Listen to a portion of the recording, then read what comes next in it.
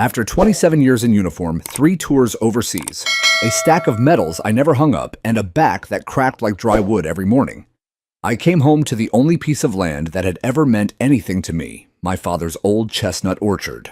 The trees weren't planted in rows like some corporate farm. No, they curved with the hills, roots tangled deep in soil that had tasted 4 generations of sweat. My grandfather planted the first chestnuts with bare hands and a mule-drawn plow. My dad expanded it, never went big, just enough to support the family. I didn't inherit the orchard so much as I returned to it after years of salutes, desert wind, and silence that clung to you like a second skin. People said I should have moved somewhere quieter, but they didn't understand.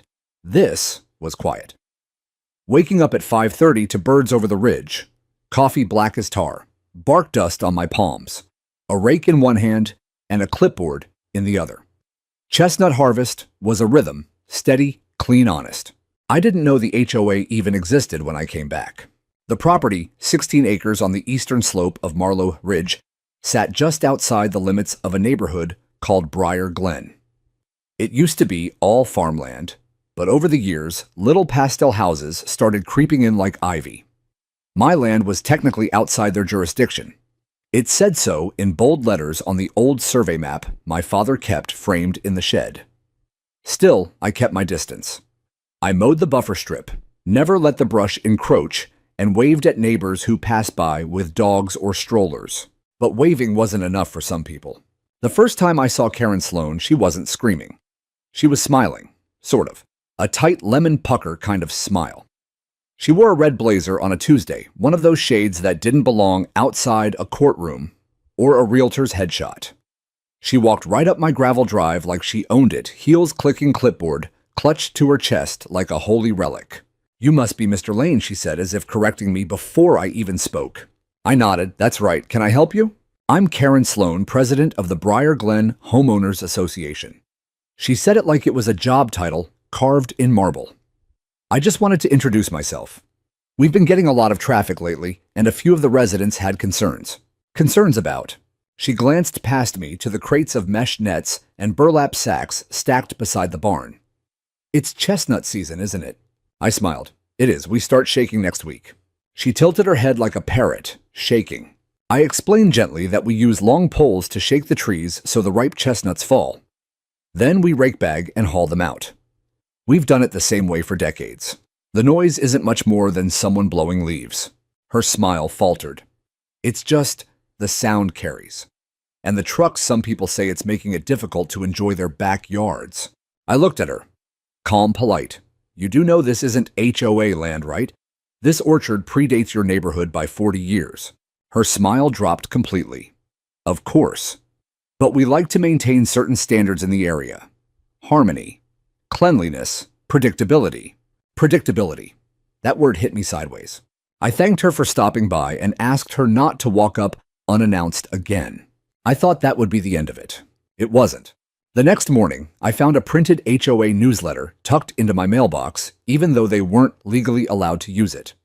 Inside a thinly veiled paragraph, warned residents about noisy agricultural operations and encouraged homeowners to report any disturbances to the county hotline. 2 days after that, someone from the zoning board showed up at my gate asking about permits. I showed him everything. Every license, tax form, pesticide-free certification, and commercial vendor ID. All up to date. He left with an apology and a few chestnuts. But the tone had shifted. I wasn't just the quiet veteran with the orchard anymore. I was a problem. And as the harvest approached, I started seeing Karen more and more. At the edge of the property, arms crossed, talking into her phone. Watching. Whispering to HOA members. Taking pictures of my delivery trucks. Scribbling notes. Once I caught her measuring noise levels with a decibel meter. No joke.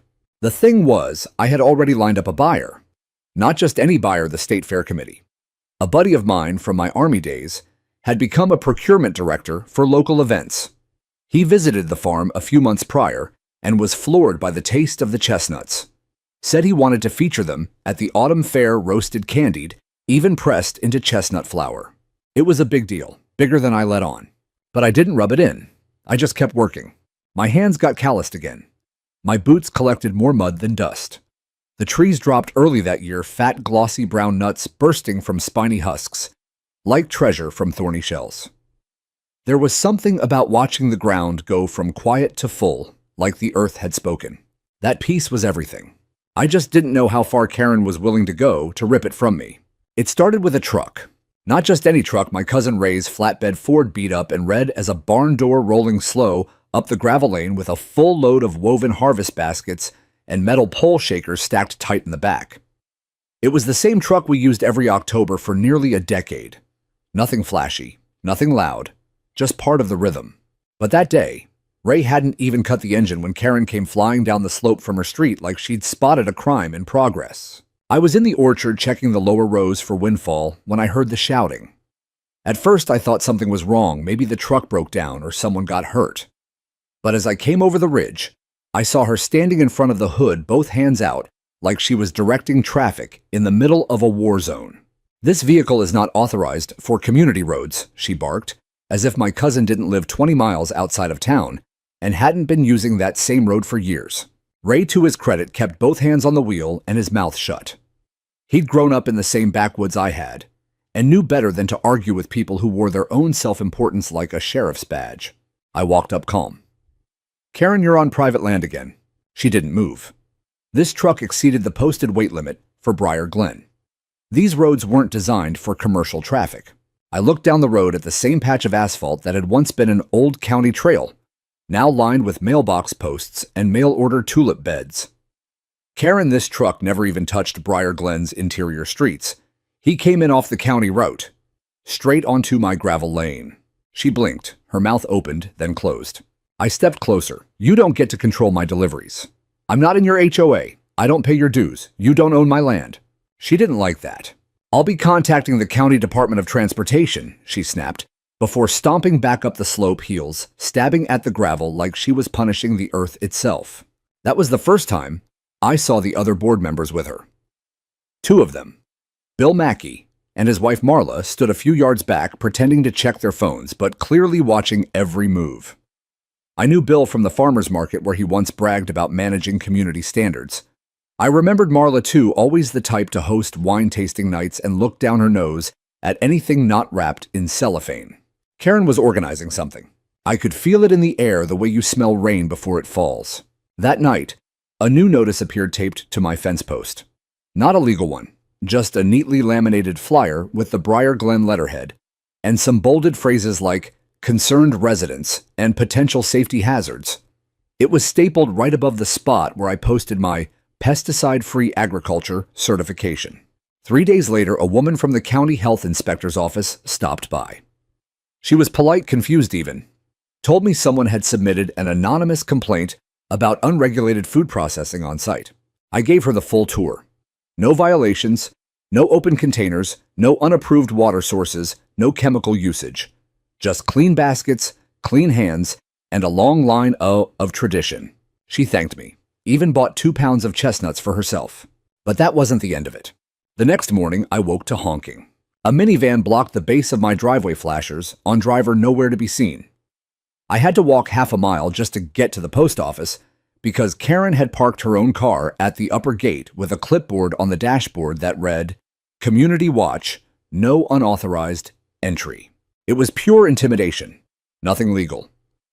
But it rattled the younger pickers I had hired from the high school AG program. Some of them started texting asking if it was safe to come back. One girl's father, who worked for the sheriff's department, called me directly. Said his daughter wouldn't return unless someone filed a formal complaint against the HOA. So I did. I drove to the county records office that afternoon with a folder full of maps, deeds, and every shred of documentation I'd been gathering since Karen's first visit. I asked to speak to someone in land management and sat with a soft-spoken man named Luis, who had a military coin on his desk and treated my situation with surprising seriousness. When I laid out the coordinates of my land, he smiled. "You're not just outside the HOA lines, Mr. Lane. You're in an agricultural green zone. They have no authority here." 0. I nodded. "Can you put that in writing?" He printed it while I watched. On the way home, I stopped by the courthouse and requested a formal notice of cease and desist to be sent to the Briar Glen HOA for harassment and misrepresentation of authority. It was the first official volley in a war I hadn't asked for, but one I was fully equipped to fight. Back at the orchard, the trees kept shedding. Golden light dappled the ground like blessings. I knelt beside one of the younger trees planting a new support post when I heard the soft crunch of tires on gravel.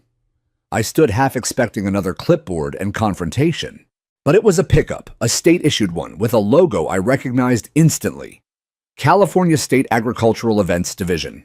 Out stepped Diane Ramos, my friend from the Army, and now Director of Local Partnerships for the State Fair. She pulled off her sunglasses, grinned, and said, "Still smells like chestnuts and battle readiness out here." I laughed, tension easing for the first time all week. She walked with me through the grove, tasted a few samples, checked the moisture content. We talked quantities, packaging, delivery schedules. Then she leaned on the hood of her truck and pulled out a folder.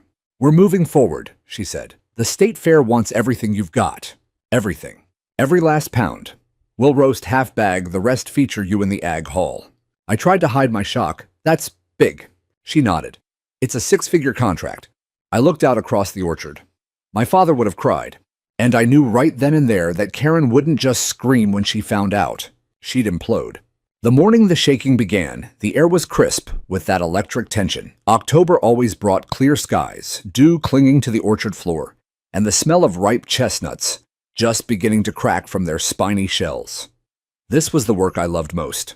Not the planning, not the paperwork, just the simple rhythm of people, poles, trees, and time. We started with the southern edge of the orchard, the older trees with thick bark and sprawling roots that dipped toward the low ridge. I had 3 hired hands that morning, 2 teenagers from town, and one older guy named Marvin, who'd worked with my dad back in the day.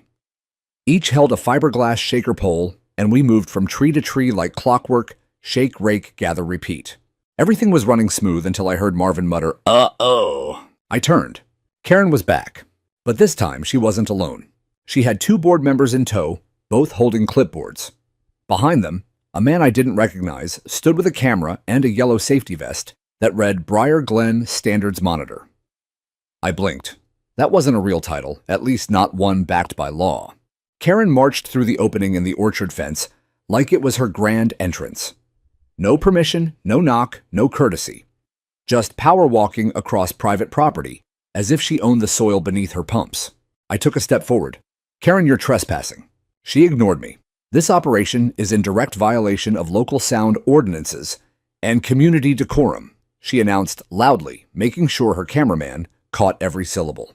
"We have recorded decibel levels exceeding 65, which under Section 7B of the Briar Glen Charter, you do not have jurisdiction here," I said louder this time, my voice cutting through the steady sound of falling nuts. She turned, waving her hand as if I were some unruly child. "We're documenting non-compliant behavior for our legal records. This footage will be presented at the next HOA board meeting." "Good," I said. "Make sure you also record this." I pulled a folded document from the breast pocket of my flannel shirt. The cease and desist. The zoning confirmation from Luis at the county office. The agricultural green zone map. All stamped, signed, and certified. Karen snatched it from my hand like she was still in charge. She read it, then reread it. And for a fleeting second, I saw something fracture in her eyes. An uncertainty, a hesitation, like a student who suddenly realized the test was in a different language. Marla peeked over her shoulder. "Wait, this says he's not under HOA oversight." Bill Mackey cleared his throat. That can't be right." But Karen doubled down. "It's obviously a clerical error. We're escalating this to county mediation." "No need," I said. "I already escalated. They ruled last week. You're overstepping." That's when she tried to pivot. "Regardless," she said, voice tightening, "the aesthetic impact this operation has on neighboring properties is unacceptable. There are children trying to study, retirees trying to rest, and a veteran trying to work," I snapped, "on his land." She flinched. That one landed harder than I expected. I saw the cameraman glance awkwardly between us. Even he looked unsure now, like he hadn't signed up to film what was quickly turning into a PR nightmare. Karen pushed forward anyway. Literally. She brushed past me, her blazer sleeve grazing mine, and walked straight to the base of one of the trees we hadn't yet harvested. She stepped onto the mulch with her stiletto heel, lifted a phone, and began recording while narrating. Here we have industrial equipment operating within clear sight lines of Briar Glen residences. No fencing, no noise barriers, no notification to the community. I stepped between her and the tree. Leave now. You don't get to tell me. This is private property, and you are in violation of civil trespass law. If you don't walk off my land in the next 30 seconds, I'll be calling the sheriff myself, and this time I will press charges. Her mouth opened, but nothing came out. The boys with the shaker poles had stopped. Marvin leaned on his rake watching like this was a boxing match he'd bet on. The camera guy lowered his lens. Karen stared at me. She didn't blink. She didn't breathe. Then slowly she turned, not because she wanted to, but because she realized, maybe for the first time in her manicured life, that she was actually legally and completely wrong. And she hated it. As she stormed back toward the slope, heels slipping slightly in the damp earth, I saw her swipe the cease and desist notice and crumple it in one hand. A part of me wanted to chase her, to make her apologize, to drag the HOA into court and bleed them dry in fees and countersuits, but I didn't. I turned back to the trees. There was still work to do, still chestnuts to gather, still peace to be found in doing things right, one step at a time. Later that afternoon, I received an email from the Briar Glen Legal Counsel. It was short and sheepish.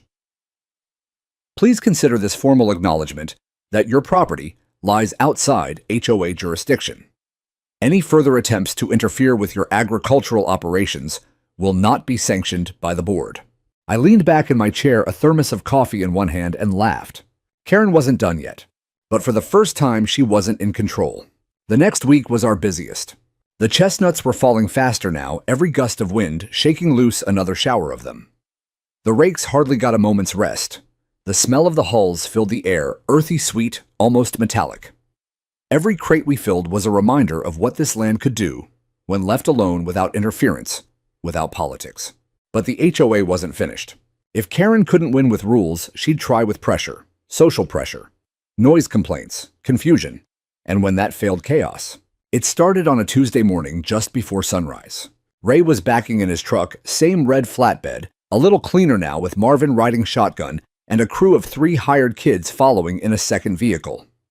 I had just brewed the first pot of coffee in the barn when I heard a sudden commotion at the end of the gravel drive. Voices, arguing. And was that a folding barricade? I walked fast down the slope past the main rows and out to the gate. That's where I saw them. 2 SUVs parked sideways across the entrance, effectively blocking access. In front of them stood Karen, arms folded, flanked by Bill and Marla, and 2 others I didn't recognize. They'd set up 3 orange cones and a bright yellow sign that read Temporary Closure, HOA Maintenance. Maintenance, I asked as I approached. Karen didn't flinch. We're investigating reports of drainage runoff from your land impacting Briar Glen's storm system. You mean the same runoff that's been flowing into the woods since 1973, I shot back. There's standing water along Clover Bend, Marla chimed in. A breeding ground for mosquitoes, a health risk. This isn't about mosquitoes, I said, keeping my voice even. This is about trucks, my trucks. And you're blocking a public right-of-way. Ray honked twice from behind, then cut the engine. Karen turned to him. This area is temporarily closed to through traffic. Ray shouted out the window, it's not through traffic if it ends on this man's land. Bill stepped forward, clipboard in hand. We've spoken to the local precinct. If you attempt to force entry without proper clearance, we'll escalate. Perfect, I said, already pulling out my phone. Let's call the sheriff. Karen's lips parted slightly, hesitation flickering behind her eyes, but she doubled down. We're within our rights to investigate environmental risks. No, I replied, dialing. You're using made-up excuses to harass a legal operation outside your jurisdiction. She tried to grab at the phone. I stepped back. I'd had enough. When the dispatcher answered, I gave her my full name, address, and explained calmly, clearly, that an unauthorized blockade was preventing access to my private property. She said an officer would be dispatched shortly. Karen scoffed. They won't side with you. We'll see, I said. 20 minutes later, Deputy Rollins pulled up in a dusty county cruiser. I'd known him for years. He'd gone to school with my nephew, but he wasn't the kind of man to play favorites. He listened, took notes, walked the perimeter of the makeshift barricade. When he returned, he looked at Karen with the flat expression of a man who's dealt with too many people drunk on minor power. Ma'am, he said, you don't have authority to block a public road. This isn't private HOA property. The GIS boundary ends 30 feet west of this gate. But there's standing water. That's a separate issue, Rollins said, which you can report through the county's proper channels. But right now, you're impeding commerce and access to private land. That's a problem. Karen's face turned blotchy. Rollins nodded toward the cones. Move them. When no one budged, he added, or I will. That got them moving. Ray's truck rumbled through, first followed by the smaller vehicle. I stood beside the gate as they passed, watching the board members shuffle off in defeat. But I wasn't celebrating, because I knew Karen wasn't the type to take her losses in silence. She needed an audience, a way to spin it, and I could already see her wheels turning. Sure enough, that evening, a post appeared on the Briar Glen online bulletin board. A dramatic all-caps headline: Dangerous farm operation threatens neighborhood safety. Your HOA needs your help. It was full of false claims, poisoned water, unlicensed workers, reckless drivers. There was even a photo cropped tightly to show only the trucks, carefully excluding the cleared road or the sheriff's presence. The comments poured in, some angry, some skeptical, but many supportive of the HOA. That's when I realized she was preparing something bigger. Something meant not just to block me, but to turn the entire community against me. So I did what I always did. I prepared. I met with Diane again, this time over lunch at the county fairgrounds, and showed her the posts. She grimaced, but wasn't surprised. You're not the first local grower to deal with this HOA, she said. But you might be the first who has enough documentation to shut them down legally. She handed me a sealed folder. Inside was the full contract, formal, state-backed, with all endorsements. A guaranteed purchase of my entire chestnut harvest, contingent only on successful delivery and quality control. Diane smiled. They can't argue with this. It's the state fair. I took a long breath. They'll try. Let them. By the end of the week, I had cleared my side drive, regraded the gravel path, and put up a large green sign. Lane Chestnuts, agricultural zone, not part of HOA. It wasn't flashy, but it said enough. And the next time they tried something, it wouldn't be a passive blockade. It would be war. I spent the next few days in a rhythm that was equal parts harvest and paperwork. While the crew shook trees and hauled chestnut crates to the barn, I was on the phone with lawyers, scanning zoning maps, printing out PDFs, and building what Diane jokingly called a farmer's war chest. But that's exactly what I needed, because Karen wasn't backing down. She couldn't. People like her, people who built their identities on control appearances and committees, they didn't just retreat. They retaliated. Sure enough, 2 days after the barricade incident, a man in a blazer knocked on my barn door with a clipboard and a forced smile. Mr. Lane, he asked, trying to sound casual. Name's Calvin Parks. I'm with the County Code Compliance Division. Got a few things to look into.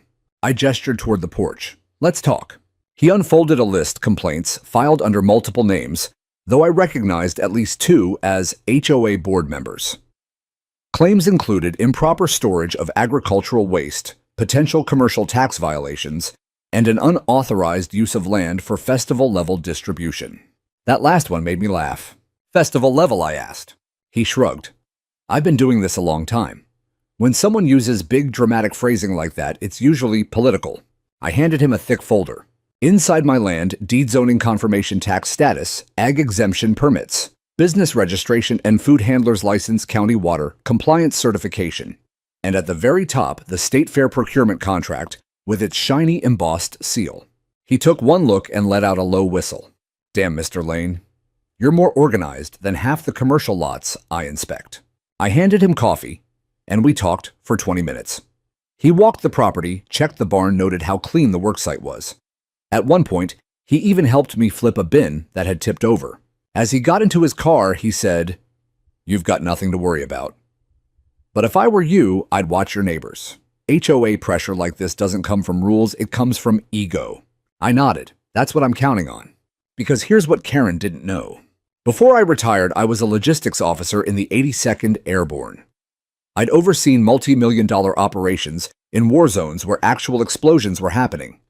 I dealt with generals, politicians, tribal leaders, corrupt local officials. I didn't need to raise my voice. I didn't need to swing back.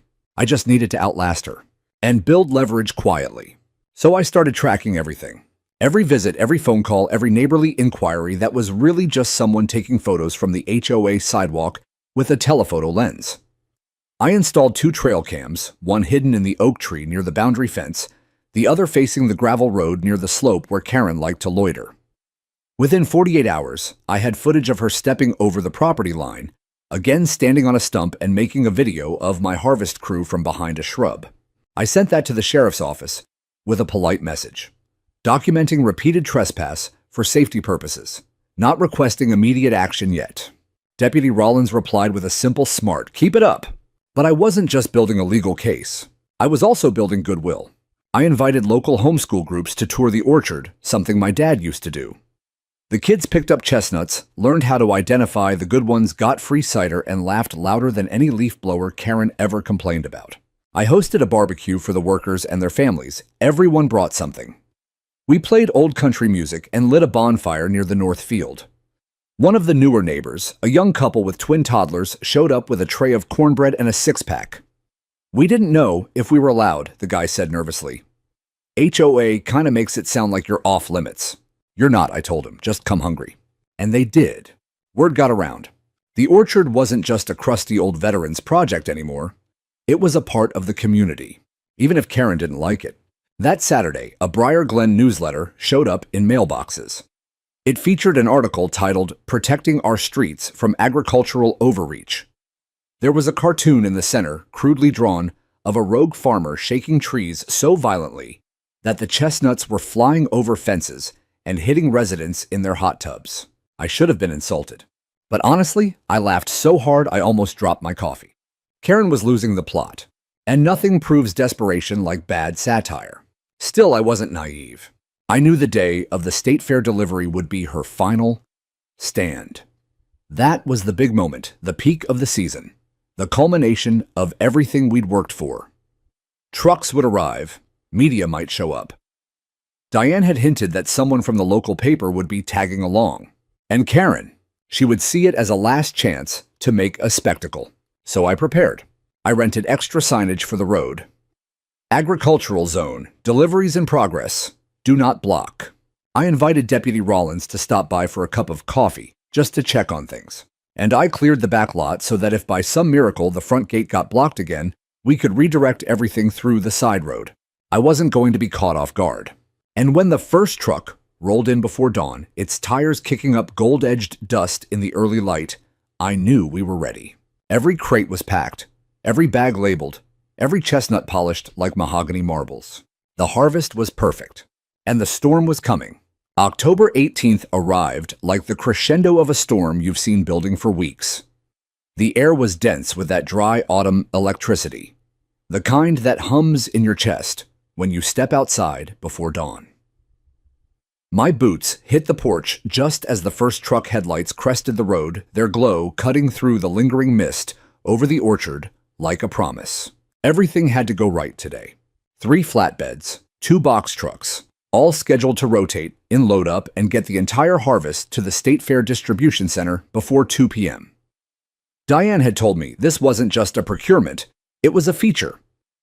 The fair had chosen Lane chestnuts to represent the best of small-scale agriculture, and there was a marketing banner with my father's handwritten logo on it, already printed and ready for installation. I should have felt proud. Instead, I felt hunted, because I knew Karen would try something. I just didn't know what form her last-ditch chaos would take. At 6:03 a.m., as the first crew began rolling the pallet jacks from the barn, I saw them. 3 HOA members at the far end of the gravel lane, all in high-visibility vests, all carrying radios. One held a small stop sign.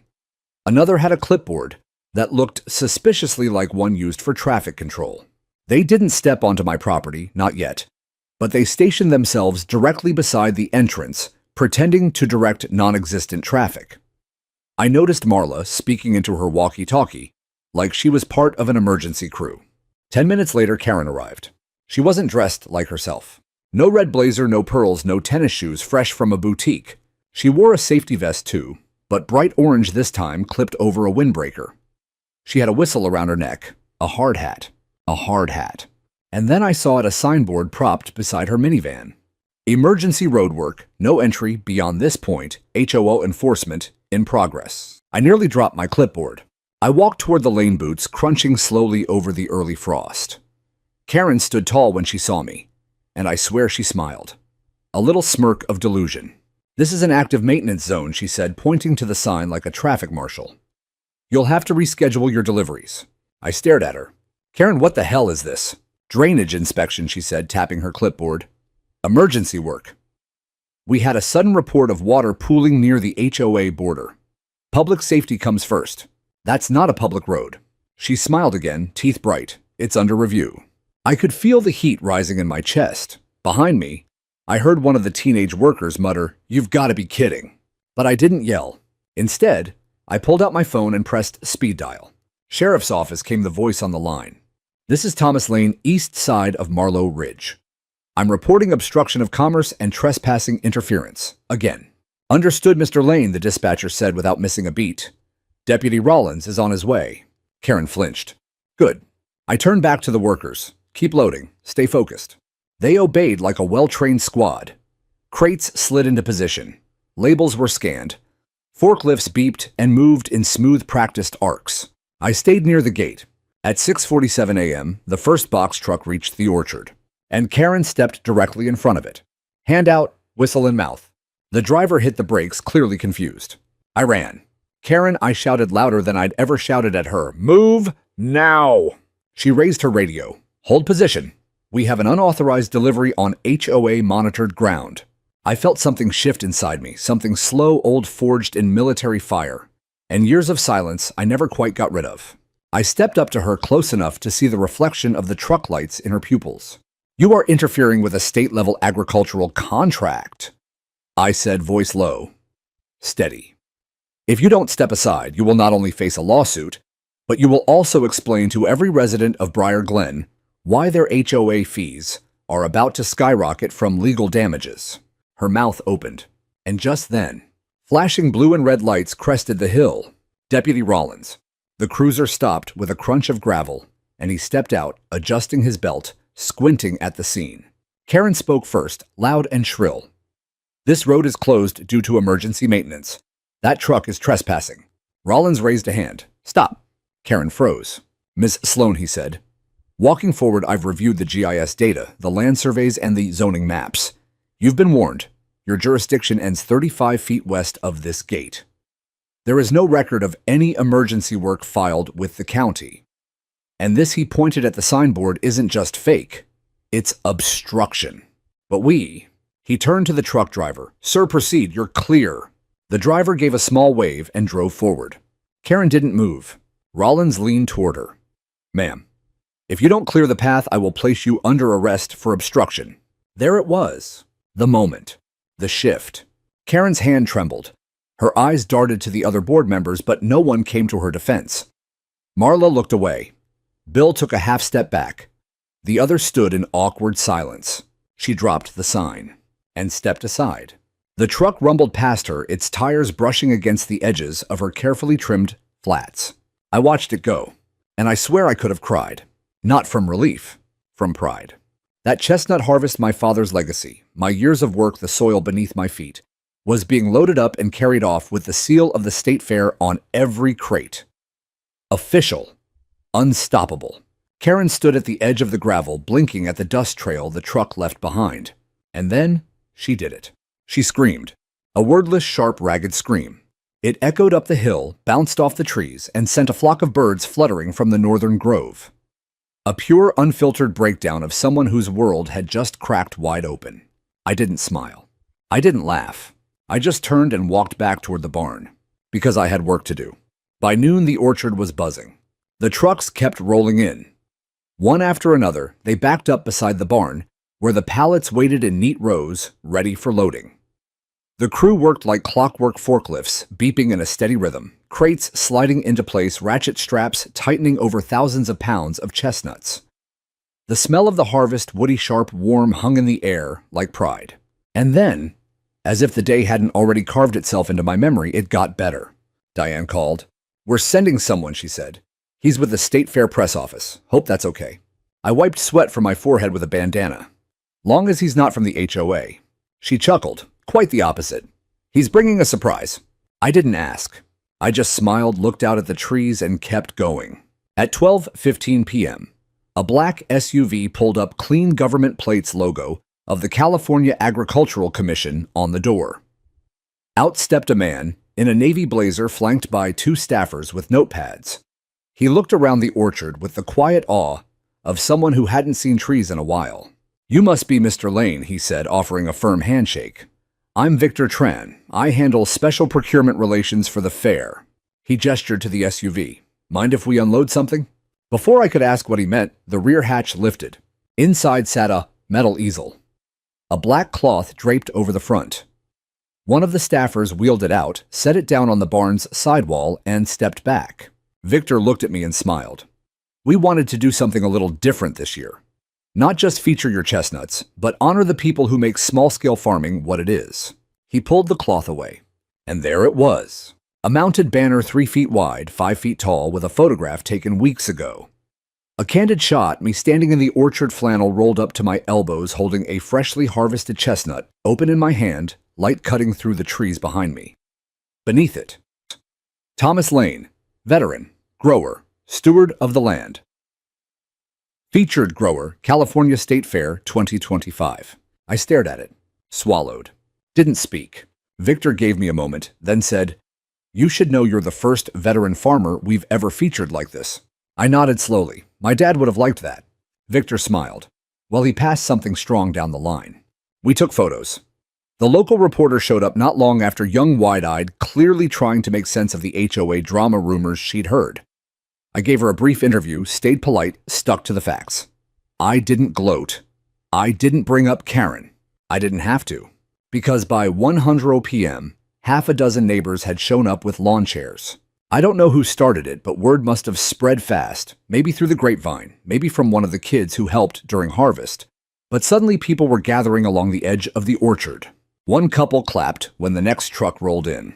Another neighbor brought lemonade. Someone shouted, "This is the best HOA meeting I've ever seen." And then Karen showed up. She came walking down the hill with the tight, rigid posture of someone trying to pretend everything was fine while her entire world crumbled beneath her shoes. No vest this time, no clipboard, just sunglasses, a big sun hat, and a phone in her hand. She didn't say anything. She just walked past the lemonade stand through the growing line of lawn chairs and stopped at the property edge, watching. One of the neighbors noticed her and said not unkindly, "Didn't think we'd see you today, Karen."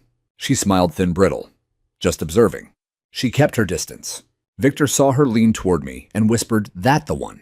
I nodded. He turned back to his staffer. "Make sure to get a wide-shot orchard trucks and that sign over there." And just like that, Karen was officially in the background of the state's promotional campaign for my farm. She knew it too. Her hands balled into fists at her sides, and her jaw locked so tight I thought she might crack a crown. But she didn't speak, didn't scream. Not this time. Because there were too many witnesses. Too many people applauding, laughing, smiling. And that made it worse. She stood there for 15 minutes. Then she left, quietly, without a word. And somehow, that silence was louder than all her yelling had ever been. As the final truck door slammed shut and the driver gave me a thumbs up, I felt something deep in my chest shift. Not relief, not victory, something quieter. Peace. I looked around at the faces, workers, neighbors, friends, even the reporter scribbling furiously into her notepad, and realized that something had changed in this place. Karen hadn't just lost control of my land. She'd lost control of the story. If the state fair buying every last crate of chestnuts was the turning point, then what came next was the emotional release. People didn't just witness what happened that day, they talked about it. At grocery stores, at the gas pump, in the parking lot of the post office. Briar Glen had long been a neighborhood where appearances mattered more than reality. But after Karen's dramatic meltdown at the orchard gate, reality kicked down the white picket illusions. By Sunday afternoon, I was getting handshakes from people I barely knew. One elderly gentleman in a golf cart pulled up to my fence and told me he'd lived in Briar Glen for 18 years and never thought he'd see the day someone stood up to the royal court. That's what he called the HOA board, the royal court. I didn't laugh, but I smiled. Later that day, the video surfaced. Someone had filmed it. Not a worker, not me, not even the news crew. It was a neighbor, a teenage girl named Riley, whose parents lived on the lot that bordered the orchard. She'd been watching everything from her upstairs window and caught the moment Karen planted herself in front of the truck, the showdown with Deputy Rollins, and the scream heard halfway to Fresno. The clip was less than a minute long, but it hit like a thunderclap. Karen's whistle, my calm voice, the line, "You are interfering with a state-level agricultural contract," and then her scream, raw, humiliating, echoing. Riley uploaded it with the caption, "HOA, Karen tries to stop farmer instantly regrets it." By Monday morning, it had 22,000 views. By Wednesday, it was at 78,000. A local satire account remixed it with opera music. Someone else added text overlays that said, "Farmer 1, HOA 0." One video ended with a slow zoom in on Karen's face as the words, "Not part of your HOA," flashed across the screen in bold red font. I didn't post any of it. I didn't have to. The internet did what the legal system couldn't. It made the power imbalance visible. And when people see injustice, they stop pretending it doesn't exist. At the next Briar Glen HOA meeting, held in their usual manicured clubhouse, the one with the rented fountain and artificially scented entryway residents showed up in numbers that apparently shocked even the board. More than 70 people filled the room. Only 40 chairs were set out. People stood against the walls. Some brought their own folding seats. One woman even wore a t-shirt that said, "My HOA doesn't own me." Another man wore a Got Chestnuts cap that he bought from the online shop my niece had set up without telling me. I didn't attend the meeting, but I heard about it in excruciating detail. Karen opened the session with a statement of concern regarding agricultural interference, trying to reframe everything. She claimed it wasn't about one farm, but about preserving the community's values. That was her mistake, because for the first time, people pushed back out loud. A father stood up and said, "You blocked a veteran's harvest during a legal operation. In what world does that reflect our values?" Another woman shouted from the back, "You embarrassed us in front of the county. You made Briar Glen look like tyrants." The board tried to maintain order, but it unraveled quickly. Bill Mackey resigned on the spot. Marla burst into tears and left before the vote. And Karen stood in front of a crowd that once feared her and realized that fear had evaporated. Someone called for a motion to remove her as president. It passed overwhelmingly. By Friday, I received a certified letter. The envelope was thick cream-colored and embossed with the Briar Glen HOA logo. Inside was a formal letter expressing regret for prior misunderstandings, along with a signed apology from the board, minus Karen, and an offer to collaborate on future opportunities for educational community partnerships. I read the letter twice. Then I slid it into the bottom drawer of my desk and never replied. I didn't need their apology. I'd already won where it counted. That weekend I opened the orchard to the public. Not for profit, not for publicity, just for people. We had hay bales and music, a little cider stand. Some of the local kids set up a chestnut painting table where they made silly faces on the leftover nuts. Diane drove in from Sacramento with her husband and brought a case of caramel apples that disappeared in under an hour. And then, just as the sun was dipping behind the ridge, I saw her, Karen, standing far off near the split-rail fence, not crossing it, not yelling, just there. She wore sunglasses again. Her hair was pulled back tight, her expression unreadable. For a minute, I thought she might walk away. But she didn't. She stayed. She watched the kids laughing, the family sitting in the shade, the neighbors clapping along to the guy with the banjo. I didn't wave. She didn't nod. We just looked at each other across that invisible line, the one between control and freedom, between fear and respect. And for the first time, I saw something human behind her posture. Loneliness, maybe. Or the heavy weight of realizing that power built on intimidation can't survive the truth. She left after 20 minutes. No one stopped her. No one cheered when she left. She just vanished into the dusk like a ghost who finally knew she was haunting the wrong house. That night, I sat on the porch nursing a hot cider and watching the last of the visitors pull away under the stars. The orchard was quiet again. Not empty, at peace. And I realized she'd screamed because she'd lost something I never wanted. Control. While I had gained something she'd never understand. Community. In the weeks that followed, the orchard settled into a slower rhythm. The harvest was over. The crates were gone. The barn was clean. The air grew colder each morning, and the trees began shedding the last of their leaves like tired soldiers returning from battle. Most years, this was the quietest season of my life, post-harvest, pre-winter. But not this time. This time people kept coming. Not to buy, not to work. Just to be here. A retired teacher named Mrs. Carter asked if she could host a poetry reading under the big oak at the West Edge. A mother and her son from the next county emailed me about starting a homeschool field trip program. Even the local VFW chapter sent someone with an invitation to speak at their Veterans Day gathering, not about war, but about land. Something had shifted. The orchard wasn't just mine anymore. It had become something larger. A place people associated with fairness, dignity roots. And as strange as it sounds, Karen had helped that happen. By trying to crush me, she spotlighted what I stood for. And I didn't want that to go to waste. So I decided to turn the moment into momentum. I reached out to Diane and asked if she knew any organizations that partnered with local agriculture for youth development. She connected me with a nonprofit that worked with at-risk teens, kids from the city who needed structure, sunlight, and something real to hold on to. We set up a pilot program. Every Saturday morning, 10 teenagers were bussed in, given gloves, tools, and breakfast burritos. I taught them how to prune trees, how to test soil acidity, how to read weather signs from clouds instead of apps. Some of them had never walked through grass taller than their ankles. Some wouldn't speak at first, but they came back. And they worked hard. One boy, Julian, asked me one morning if chestnuts could grow in pots. He wanted to take one home to his mom. We potted 3. I never told Karen about the program. Didn't need to. She found out eventually. She always did. But by then, the neighborhood had changed. Without Karen at the helm, the HOA board transformed. The new president, a woman named Elise, was younger, softer spoken, and very clearly wanted to do damage control. She sent me an email with the subject line, Rebuilding Trust. In it, she offered to officially exclude my property from all future HOA communications and proposed a voluntary partnership where they would promote orchard events in their newsletter. I didn't answer right away. I thought about it for a week. Then I invited her to coffee at my place. She came in jeans, no clipboard, no polished speech. She asked to see the trees. We walked the rows. I pointed out where the storm in '98 had taken down a dozen of them, and how the land rebounded over the next 5 years. I told her about the kids, the veterans group, the school visits. I didn't hold back on what Karen had done, but I didn't trash her either. Elise listened, really listened. And before she left, she asked quietly, "Do you think Karen knew what this place meant to people?" I shrugged.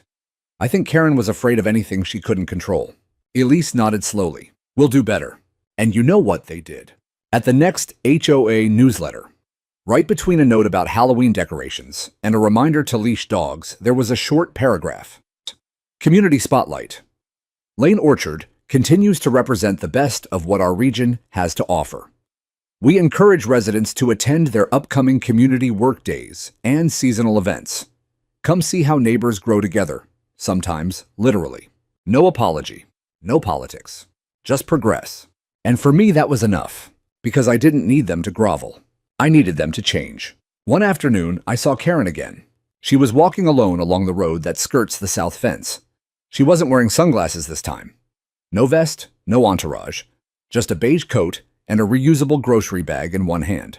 I was clearing brush near the gate, and she stopped, hands in her pockets. For a moment, we just stood there. Then she said I saw the kids, working in the orchard. I nodded. They're good kids. She hesitated. That's a good thing you're doing. I let the silence stretch. Finally, she looked up at me. I let my fear make me foolish. That was all. No grand speech, no breakdown. Just a brittle sentence delivered quietly. I nodded again. That happens. And then I turned back to the brush. I didn't offer forgiveness. I didn't invite her in. But I didn't push her away either, because that too was grace. Some battles are won with force, some with facts. But the most lasting victories, they're the ones that leave room for growth. Even in the people who tried to bury you. Winter came in slow. The mornings turned silver with frost, and the chestnut trees stood bare and quiet, like old sentinels resting after war. I spent more time in the barn than under the sun, sorting tools, oiling hinges, repairing pallets that had carried more than just harvest. They'd carried resilience, stubbornness, memory. The orchard was still, but I wasn't alone anymore. Every Saturday, the teens kept coming. Not just for work, though. We found chores even in the cold, but for warmth, for stories, for space. We made a fire pit from old stones behind the barn. Sometimes we cooked lunch over it. One day, Julian brought his mother. She hugged me like she already knew me, and maybe in some way she did. People ask me sometimes if I feel like I won against the HOA. I never know how to answer that. Because what Karen tried to take from me wasn't just harvest or access, it was dignity. A man's right to peace, to purpose, to the soil he tills, and the sweat he trades for something worth eating. She didn't succeed. But I didn't win because I fought back. I won because I didn't become her. I held my line. And in doing so, I reminded others that they could hold theirs too. In early December, the county board sent me a certificate of recognition. It wasn't flashy, just a plaque in a manila envelope, but it said, "For contributions to local agriculture and community enrichment, Thomas Lane, Lane Chestnut Orchard." I nailed it to the inside of the barn door. Didn't need to show it off, but I liked seeing it every morning when I grabbed my gloves. Diane called one afternoon to say the fair had added me to their new advisory board. "You'll be helping choose next year's featured growers," she said. "Hope you like paperwork." I laughed. As long as no one shows up with a fake stop sign and a whistle, I think I can handle it. Even Elise kept her word. The new HOA board didn't bother me anymore. In fact, they helped fund the replacement of the broken wooden fence between our properties after a winter storm knocked it down. I offered to split the cost, but Elise insisted. "Consider it an overdue olive branch," she said. So I planted one, a literal olive tree, right at the edge of the new fence, where the old dividing line used to feel like a battlefield. Now it was just a boundary, a respectful one. And as spring crept back, green shoots began to peek through the frost-bitten ground. The trees budded early that year, a good sign. I walked the rows each morning, a mug of coffee in hand, listening to the rustle of leaves, the call of birds, and the distant hum of quiet homes, now unburdened by drama. I didn't look for Karen anymore. I didn't need to. She'd faded into the background like a storm that finally passed. Sometimes I'd see her name on community announcements, still involved, just not in charge. Rumor had it she was volunteering at the library, now organizing donation drives for families displaced by fire season. I didn't judge that. People change. Or they don't. Either way, I had trees to tend. And one day, as I walked past the spot where she once stood in a hard hat, trying to block my truck, I realized I wasn't angry anymore. Just grateful. Grateful that I'd come home. Grateful for my father's trees. Grateful for the quiet fight that didn't leave me bitter, just better. The land was mine, not just in legal terms or tax documents. It was mine in soul, in memory, in legacy. And no HOA, no Karen, no committee or clipboard could ever take that away. This wasn't just about boundaries. It was about belonging. And I belonged here, where the chestnuts fall every October like promises kept, where the air tastes like earth and second chances, where I found not just peace but purpose. And every time someone walked through the orchard gates now, whether they came to work or to rest or just to breathe, I made sure they knew it too. Welcome to Lane Orchard, my land, my rules, our peace.